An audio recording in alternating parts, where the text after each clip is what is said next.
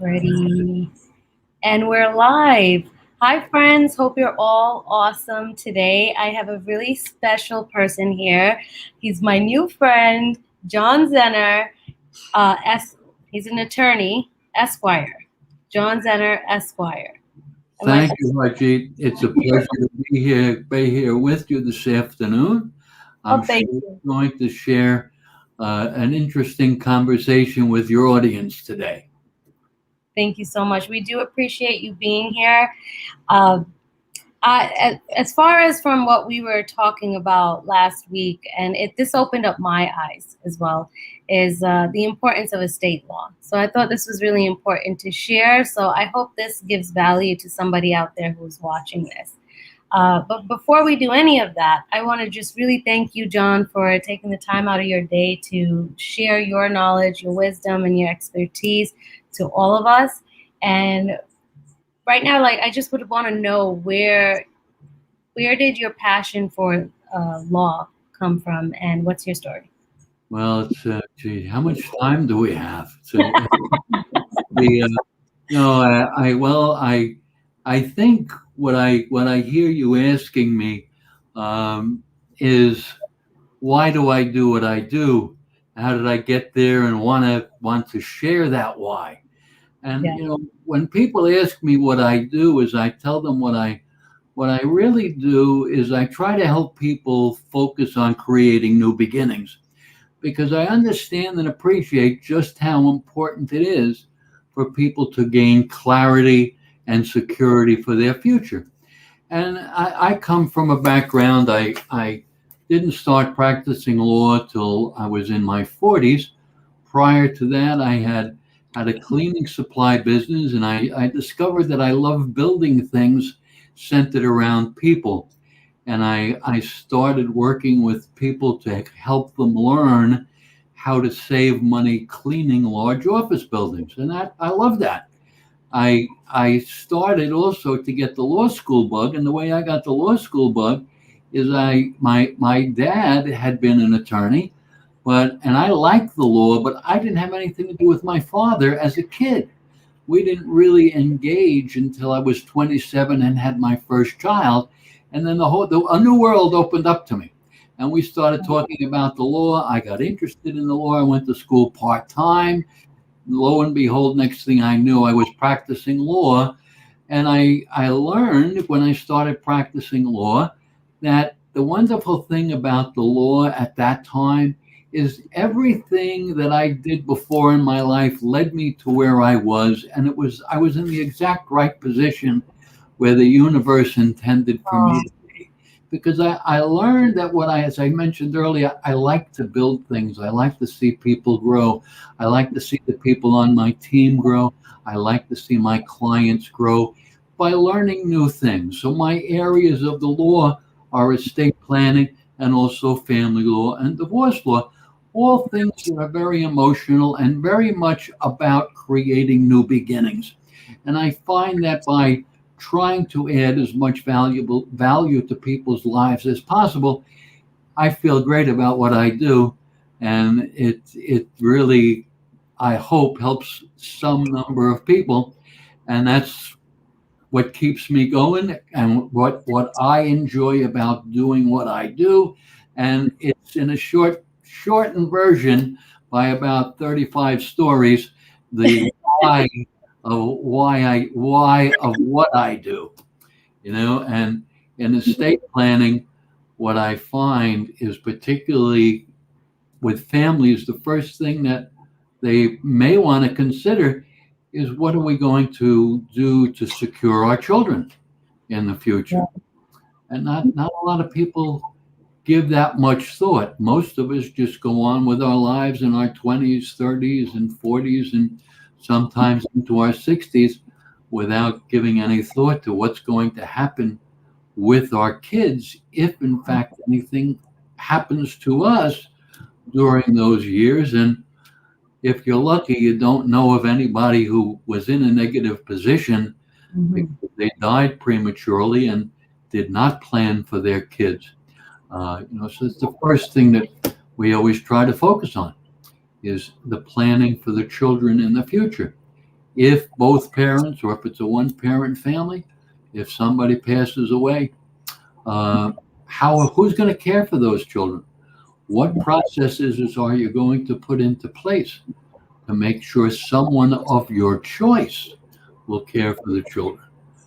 So that's just one reason that I do what I do. And that is an amazing thing that you do. So I thank you for that, because that is something that a lot of people don't think. I was one of those people, and I had my children at a very early age, 19 and 20. So I am really far behind on that planning part of, God forbid something does happen to either myself or my husband, who is going to take care of our children? And so that was an eye opener as well, as we grew older. And it's when we get into connection with people like you, John, who understand the law, who know what the importance is, and know how to get the proper structure in and keep it for your children. I think that is an asset that nobody can afford to lose. And so thank you for doing all of that and taking the time out at 27 to learn law, because it's not something easy to learn, and it takes a lot of your time out, especially after you have children and a family and another career that you've switched from. So that's a huge applause. Well, thank When I you. was, And I applaud you for all the great work you do helping people find the ideal home for themselves. It's thank you. very important, a very important job to perform, and service, actually, not a job, service to perform. And I know you're always thinking of the people who you meet, the people who are out there who have an interest in owning a home, and considering what homes they might be interested in, and why. And not necessarily because of a price, but I'll bet you keep in mind things like how close is it to the playground when they have no kids, or how close is it to the playground when they have six, and the important things that make life a little bit more enjoyable for each of us. It is. It's the details. If somebody likes That's water, right. if they want to be next to the water, if they want to be away from the water, you got to look at all of that. Airplanes. Sorry, how close are you to the airport or the city if you're working there closer to the city? So yes, there's a lot of detail in that, and you got to put all of that into consideration when looking for it. Yeah, Uh, it's behind a railroad or not. yeah, no question. A You know, lot of people don't think that yeah, far. there's one thing you brought up, is you had your kids when you were a kid, and and now I guess close to college age. And one Oh of yes, they are. yeah, one of the things, I know we had the Yeah. conversation earlier, and one of the things that we're doing nowadays, asking people to consider, what are you going to do as the parent of a 19-year-old or an 18-year-old who goes to the University of Wisconsin, and you're sitting here in Long Island or in upstate New York, and now your 19-year-old gets sick and is hospitalized. Well, if that 19-year-old was still sitting at home, you'd be in the hospital making sure the doctors were doing the right things and so on.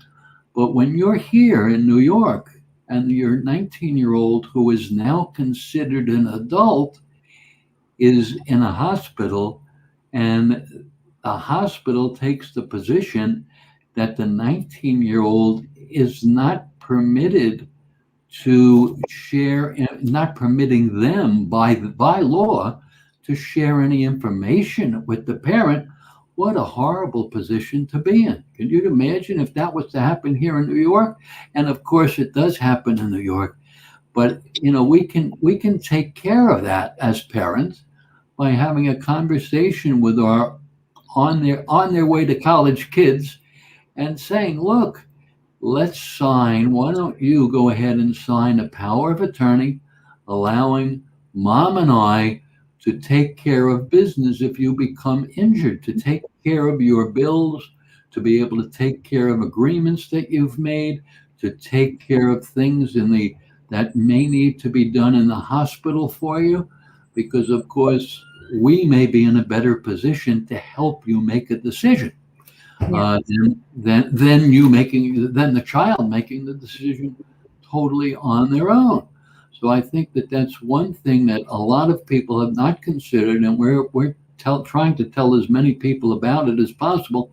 And part of what we suggest also is that the child complete a healthcare proxy, particularly permitting the parent to take care of any kinds of medical information that may need to be shared with the parent.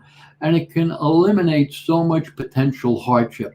Now, the reality is there's probably, I don't know if it's 10% of the parents who find themselves in that position, or if it's 80% or 3%, but it doesn't make any difference.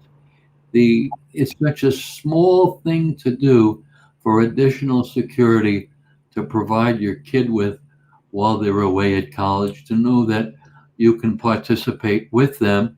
And I know whenever I did it, had this conversation with my children, they said, "But of course, mom and dad, that's the right thing to do. I'm happy to sign those documents, so that this way you'll be able to help me out if I need the help." And So it's such an important discussion to have with your children. And I'm so glad that we spoke, I think it was like 2 weeks ago, and that never occurred to me to even talk about this with my own children. I have a 16 and a 17-year-old, and they are looking at colleges right now. And once they hit 18, I'm not like, I'll be still, I know I'm going to still take them to the doctors. good. And I just won't have that access to their health or anything that will be, like you said, that will help them make the right decision if the access to those health records are not accessible to me or my husband. And so this is something that I think it definitely hit home, and I'm so glad that we are able to share this out right now to people that are close, that I'm close to, and the people that are watching out here. So thank you for that reminder, John. And that was the next thing that I wanted to talk about, was the estate planning, the different types of estate planning, and the importance of, we spoke about our children understanding what the health proxies are and what a power of attorney is. So if you could go into a little bit detail with what that is. Sure, my pleasure. Every estate plan includes four essential documents that everyone should have. The first thing is either a will or a trust, and those documents share with the rest of the world what your assets are, who the people that you want to share those assets with are upon your death, okay, and also how it's to be distributed. Okay? And that's the short version of a will and a trust. That's and or a trust. That's the document that tells everyone, this is what I have, these are the people I want to leave it to, and this is how I want it distributed. Okay, that's number one item. The second item is what I had mentioned earlier, and you mentioned as well, Harjeet, and that is the issue of a power of attorney. A power of attorney is something that I sign, allowing a trusted advisor, a spouse, a child, someone selected by me, who will be able to take care of things that I'm unable to take care of as a result of a temporary disability. I go in for gallbladder surgery, and lo and behold, I develop sepsis, and instead of being there for a half a day, I'm in the hospital for 2 weeks. And during that 2 week period of time, I have bills to pay. Maybe there was a property management decision that had to be made, perhaps a sale of a house or a purchase of a house that had to be done. Could be all kinds of different decisions. And the decisions are listed, about 20 of them. And the person who wants to share that decision making process or give that decision making process over to a third party initials each one of the areas that they want to permit the person to be able to make decisions on their behalf. Okay. And that indicates to whoever they take the power of attorney to, it will show specifically what things the person is permitted to do.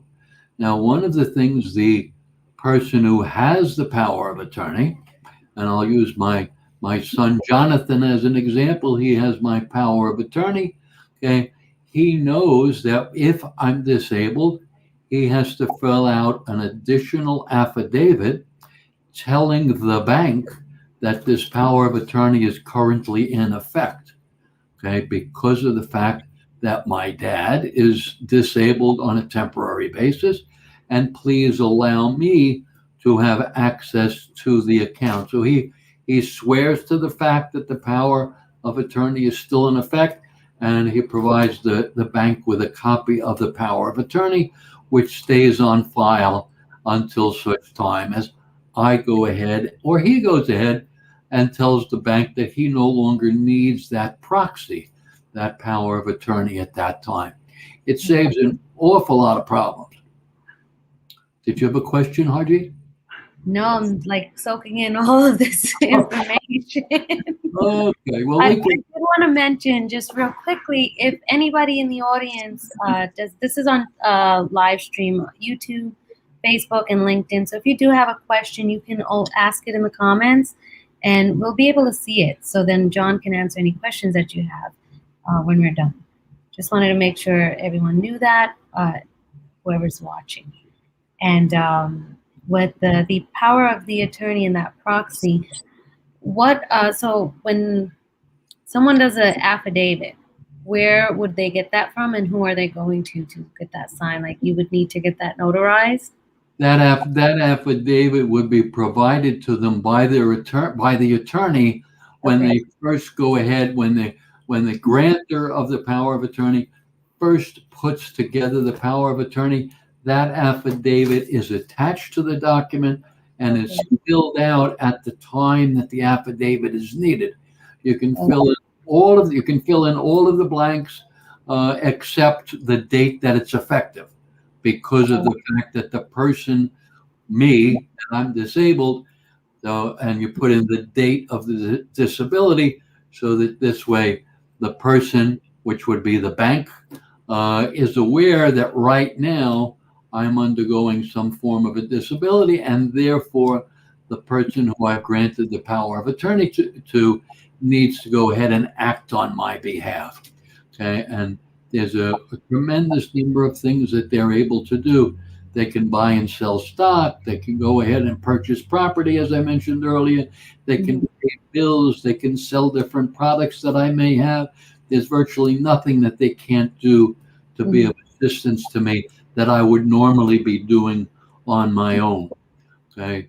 The other two documents that are very pertinent for the estate plan that everyone should have is a living will. A living will is the document that says, this is what I want done to sustain my life if I'm really in bad shape in the hospital. And most living wills say that if I am determined to be brain dead, or I'm in a permanently vegetative state and suffering from an incurable disease with no hope of recovery, okay, then I do not want very extraordinary means to be used to keep me alive. Okay, but rather I would rather I be permitted to die. Now that's a pretty heavy responsibility for someone to have, and who's aware of your living will, what you want done, as to sustaining life when someone is extraordinarily ill. And I you be assured that every place where a person would be on life-sustaining means in some way, shape, or form, and it's usually a hospital or a end-of-life floor in a nursing home. Mhm. Whatever, all of these locations have what they call um, a death committee, and the committee evaluates the patients who are on life support and will advise the family member, because it's usually a family member who has the decision making about the living will, when to employ it. And of course, the doctors are going to advise that person, and they're going to tell them, whether or not there is any hope of recovery. And sometimes the only thing that's sustaining a person is that they're not even being fed. They may only be receiving water for sustenance, and the elimination of that sustenance would automatically speed the dying process to a matter of hours, perhaps, instead of keeping the patient alive for days and weeks. That's an issue that has happened in my lifetime. It's gone from a point where you are not permitted to do what they call pull the plug. And because it was here in New York State, because of a case that came out of Mineola, New York, that actually the first case involved a religious brother who was working at Chaminade High School, and the leader of the order was requesting permission to take this monk off, or the brother actually, off of the life-sustaining measures. And it was a very, very big controversy for many, many years before the courts went ahead and ruled in favor of people to be able to do that. And that's how we came up with the statutory living wills and the healthcare proxies. It's a That's really serious decision. Uh, but then in order, the person then who gets to make the determination is the person who is told by the healthcare proxy that I would put together as to who is going to go ahead and actually make those end of life decisions for me, and also other medical decisions should I choose to include those as well, which I might do, for example, in the case of the kid going away to college. But every situation is different. yeah. And that, Harjeet, that's one of the things that we don't consider, that estate plans, everyone's situation is different, and most importantly, everyone's situation changes from time to time. Yes. People who first have an estate plan, may only have two children. Then Mhm. they have four children and they need to change the plan. Then they retire and maybe, the children are in good shape economically and they don't need to leave anything to the children.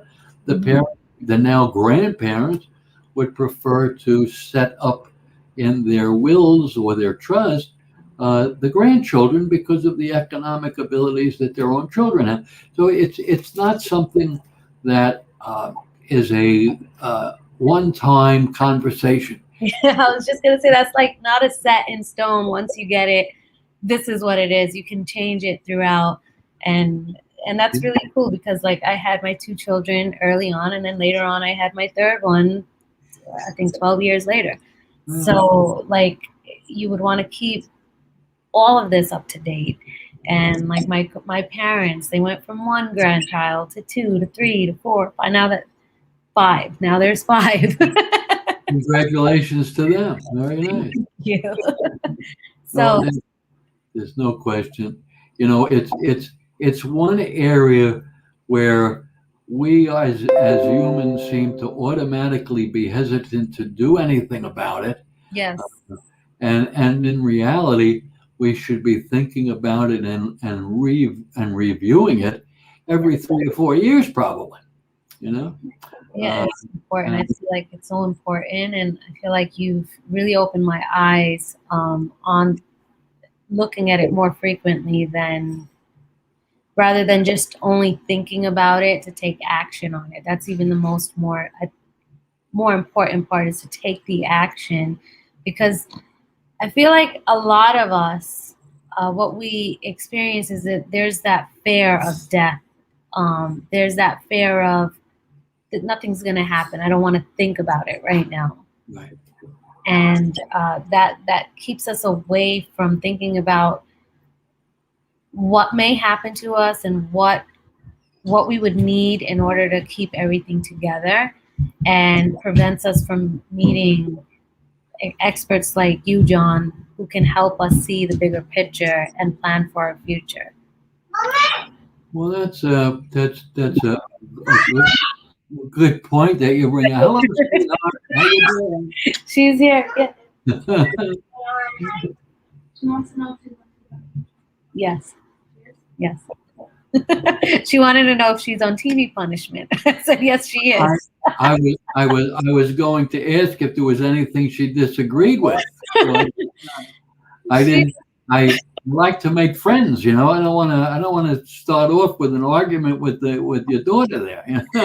no, she agreed. She knows. She gave me a rough morning. So Well, tomorrow, hopefully will be a better and easier day for you. No, no yeah, question. But they're all good. Each day is a good day. The hard ones and the easy ones. yes, they are. It's a blessing. Uh, you mentioned, the we both mentioned the importance of ongoing review, Yes. and I think that brings me to my something that comes to my mind, and that is that I want to share with our audience today, and that is, please make sure you select a lawyer to do this work for you that has two things. That number one, that you know, like, and trust them. And sometimes that takes a lot more than just one conversation.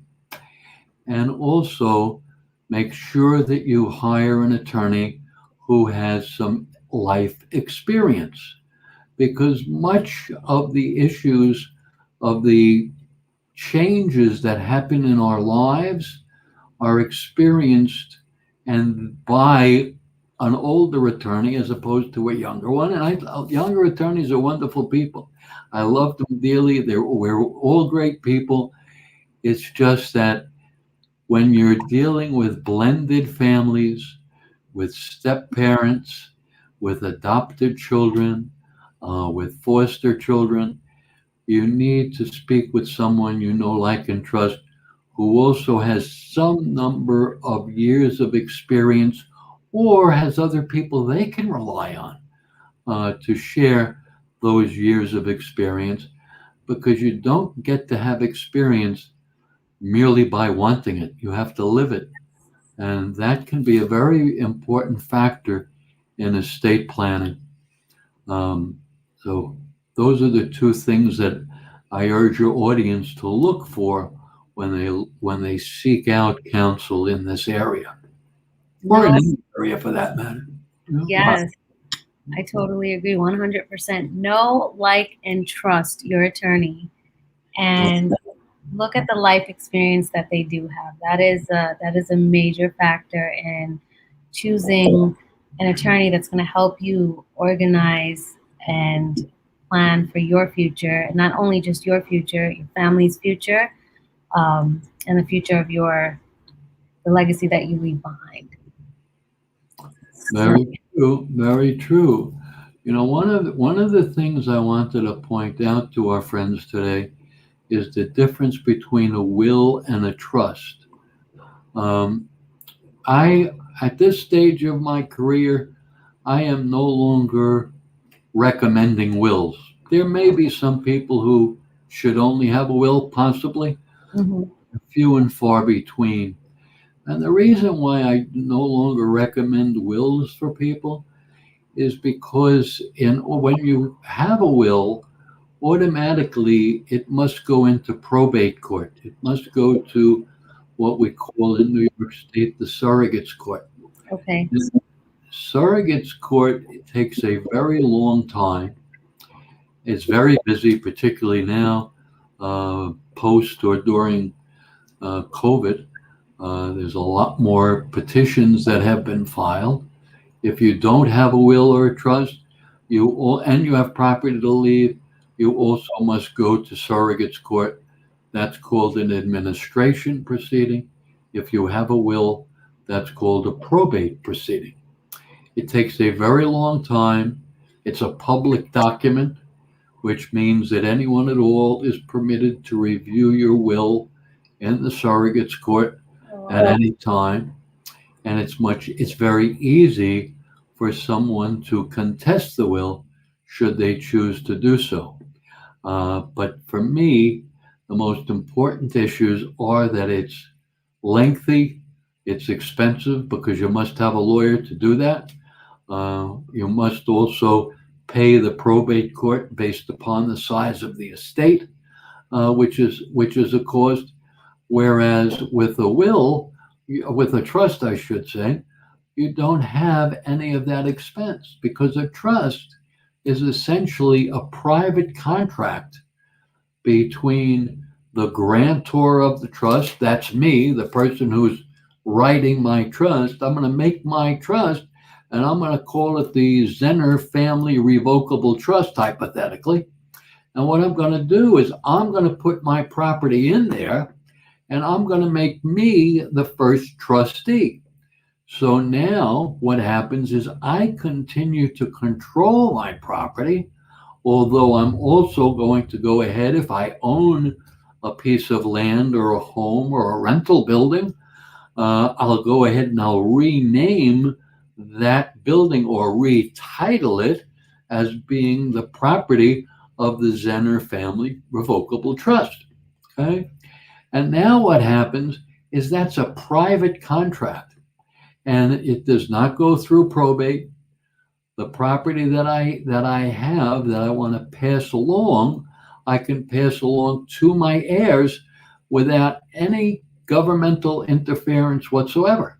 Okay, it's a private contract, and now if when I pass away, I put within the trust number one, who's going to be my successor trustee, and I direct or I can direct my successor trustee to take the property that I've put in the trust and I've already decided what's going in, and now go ahead and distribute it to the following heirs.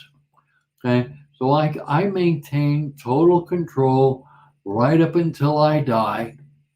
The amount of money that the house is going to be taxed on is going to be based not upon an increase in capital gains, because it's only going to pass upon death.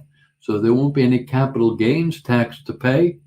Okay? And the trustee can go ahead and distribute the proceeds as I decide. And what we have is part of the trust. We also have a listing of the property that I would be placing into the trust. And I can add and delete from that list anytime I want, very, very easily, just by putting in a new addendum to the property within the trust, as opposed to doing an entire trust all over again. It's very simple to add and delete properties from the trust. Now, what I explain is a very shortened, simplistic version of a trust, because there are many, many things that you can put in a trust that would make the trust last a much longer time. You can distribute funds over the course of time instead of distributing it right after death. You can put together separate trusts within that trust that would take care of children who had problems and maybe needed some extra help along the way. The possibilities are unlimited. And one of the things I wanted to point out is that many people are not aware of is many of the accounts that people have could be payable on death accounts, and they would pass outside of your will completely or outside of your trust completely if you choose to do that. So it's important for those other accounts that you have, such as non qualified IRAs, savings accounts, CDs, insurance policies. You want to make sure that those accounts that you have are payable on death accounts, and the appropriate beneficiary, meaning the one who you want to leave that money to, that beneficiary is designated, which you can change from time to time, keep in mind. But you want to make sure that that money is going to go directly to the beneficiary. And I can't tell you how many times people come to me and say, we don't know how to get a particular account brought into the estate because it turns out our uncle never put a beneficiary on it. So although maybe the guy went ahead and did a trust to avoid probate, he also had an account that he didn't include within the trust and forgot all about. And now the family has no other choice but to go through the time and expense of going through probate. So always be certain that you have a conversation with your lawyer about exactly what accounts you have and figure out how you can transfer them outside of your estate should you choose to do so, by being certain that they are payable on death accounts. And then there are other tactics and techniques to do as well. So I think that's my short course of estate planning for the day. I hope it was informative and I didn't confuse too many people. It Uh, was very informative. Thank you so much. Would love to invite you on here again to go into deeper detail with the trust planning, because it is very important, especially someone like me in my field, and also like my colleagues. One of my colleagues, Catherine, I love her. She says, "Sounds like it's good to start planning early." Yes. and Catherine, I knew you were smart as soon as you came on the chat. It is. It's very important. I love the fact that we covered the children and the health proxies and the importance of, it doesn't even just matter if it's your children. Like for myself, I'm in my mid 30s and I have my dad as my health proxy. He's a doctor, and I would rather have him look at everything. If God forbid something does happen to me, he will be the person that can decide on anything. And my sister as well. She's a doctor. She's more aware of anything that's going to happen versus anybody else. And like I trust them. And so I have my three health proxies actually. My Right. my dad, my sister, my husband. So there may be a fight outside your room when the time comes. So they will know what's happening. So ultimately, my husband has the decision, but they will have the ability to know everything so that they can make more of an informed decision. So me knowing that now, I did not take that into consideration for my own children, given the fact that they're getting older now, and I have a 17-year-old that's going to be 18 in a few months. So this is a conversation definitely to be had with both of them. And thank you for that, John. There's my daughter again. And Sounds like she's got opinions like her mom. That's good. she does. um, I greatly appreciate your time, John. And I have one more question, which is how can I and we are my friends here help you serve families and other like that serve people? How can we help you serve people? I'll answer that question only if you'll answer the same question that I'm asking you and your colleagues.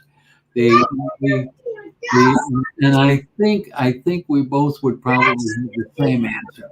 Yes, we will. I'm pretty sure we will. Very similar. All that I want to do is, have an opportunity to speak with people, to uh, provide value, and I recognize that not everyone is going to Yes.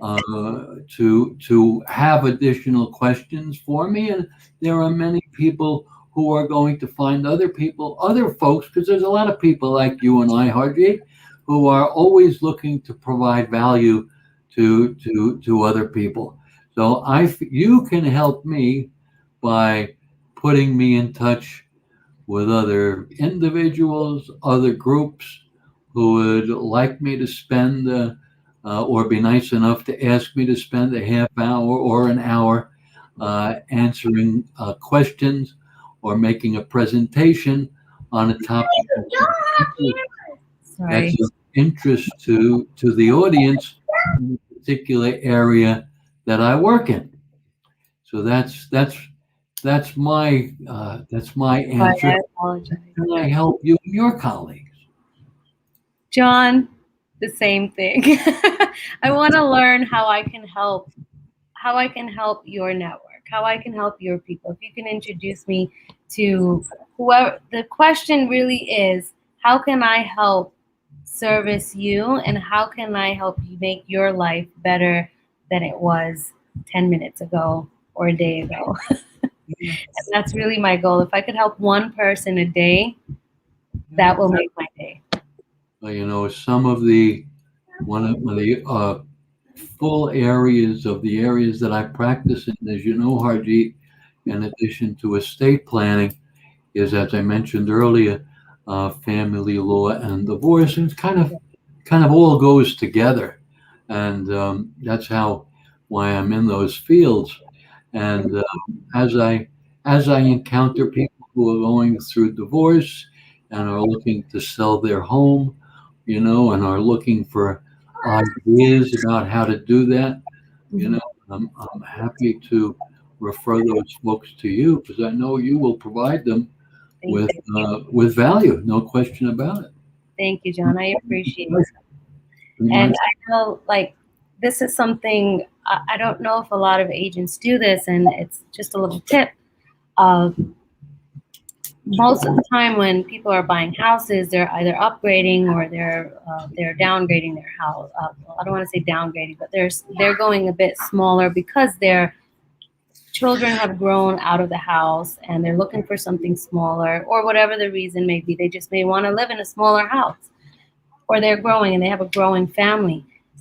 These are important topics to talk about with your clients as well. It's not only that you're building a relationship with your client because you're selling a house with them, but they are making a major life decision. And along with major life decisions, there are other decisions around that, which it's so imperative that they do get connected to the right people who will help them along that process, and to put them in contact with you, John, and like the right plumber and the right electrician. You want to make sure that you're connecting them to a group of professionals that will take care of them, just as you did, like just as I would do for my client. um, how I would service them, I would want to make sure that they're being serviced the same way in different areas of these decisions that they're making throughout their process in their life journey.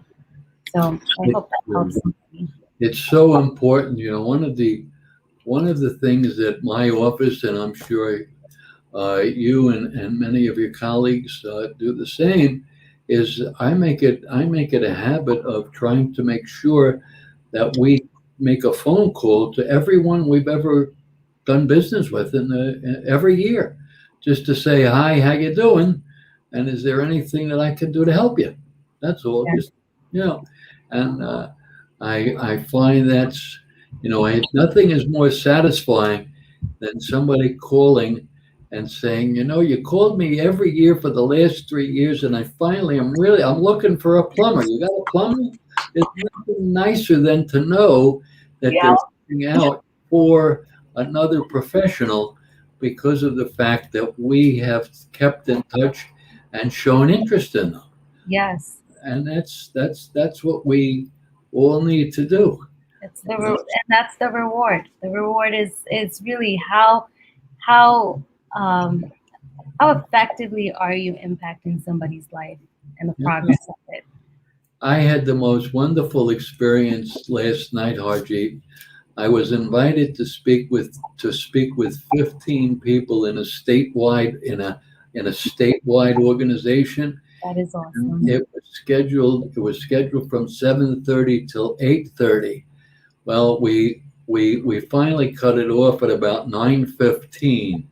It, it was so satisfying that almost everybody had questions, more than one. We had great conversation, and at the end, the person who was the director of programs for this statewide agency said that they would be in touch with me to give further presentations. And this morning by 10 o'clock, I had an email inviting me to give another presentation to the entire statewide group on November 7th. So what could be better than to know that I spent some time, provided value to people who then want me to pass on that value to other folks, and it's a wonderful feeling to know that you're doing that. And if you do it, like you say, with one person every day, Yep, it's a great thing that you're doing. it really is. Thank you, John, for that, because you just reminded me. How can how can we get in touch with you? You can get in touch with me. I have a phone number, which is 516-746-0180. Well, give me one more. 516. 746-0180. My office is in Garden City, New York. And the two people who are likely to pick up the phone is Allison, my office manager and paralegal, and my associate Della, two wonderful people, and or my client relationship coordinator, Cachette, who's an absolute Oh, sweet. I'm sorry, John. That's not hers. Give me 1 minute.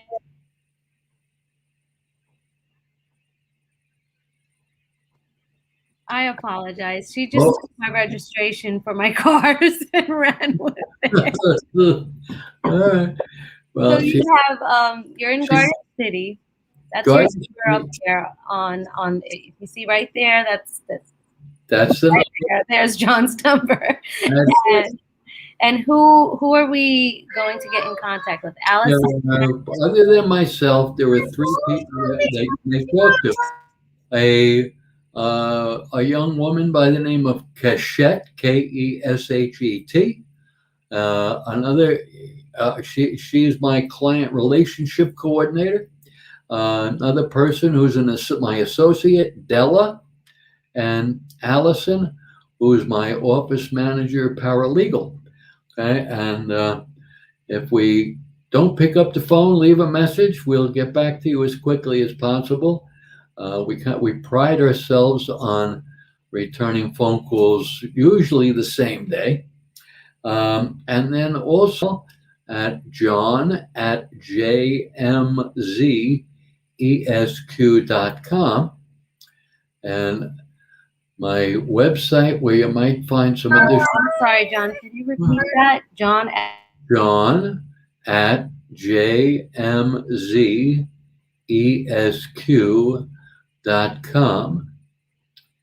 And my website is that same location, jmzesq.com.